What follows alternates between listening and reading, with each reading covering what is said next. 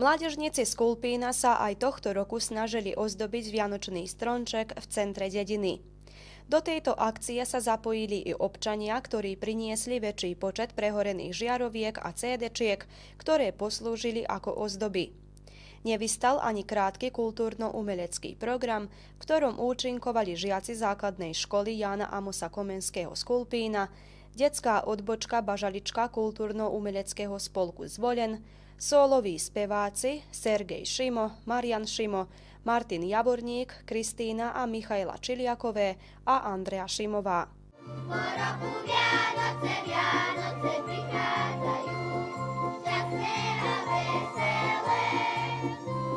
Vietor by nedali by vesovali sa, preto vždycky niekto beží na pohotovosť. Bez prsaviek i nálady na štedrý deň nesmieme, zavyšujme, zaplesajme a zaspievajme. Vianoce, Vianoce prichádzajú, spievajme priatelia. Po roku Vianoce, Vianoce prichádzajú, šťastné a veselé. Tiež odzneli vianočné recitácie a vinše Vladimíra Zimu a Timei Čemanovej. Pásli ovce pastíri pri Betlehem Majeri. Anđel še im ukázal, do Betlehem im kázal. Oni ho tak lekli, ac na kolenká klekli. Ako jasná hviezdička nahoru svietila, vtedy Panna Mária syna porodila. Ako porodila, tak môj spievala, že sa nám Ježiško narodil, chvála Pánu Bohu. Mládežnícke združenie Tera aj tohto roku s deťmi pripravili vianočné a novoročné pohľadnice, ako i ručne zhotovené náušnice, ktoré pri tejto príležitosti predávali. Stánok prichystal aj spolok kulpínskych žien, ktoré ponúkali domáce koláče a čaj.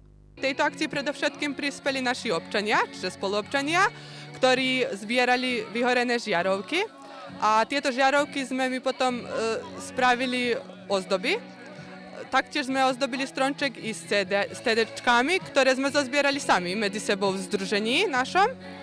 Ale finančne nás podporila fondácia Anny Vlady Divca, kde sme na ich konkurse Stvárno vážno konkurovali a dostali sme určité finančné prostriedky a jednodenný tréning a zároveň 500 náramkov, ktorými oni vlastne promovujú stvárno vážne vrednosti.